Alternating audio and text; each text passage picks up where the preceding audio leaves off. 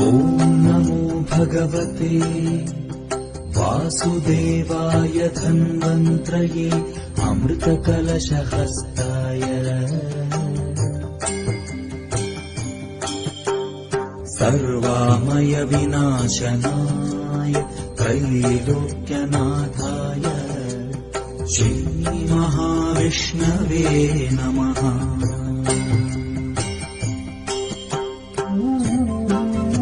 ॐ नमो भगवते वासुदेवाय धन्वन्त्रये अमृतकलशहस्ताय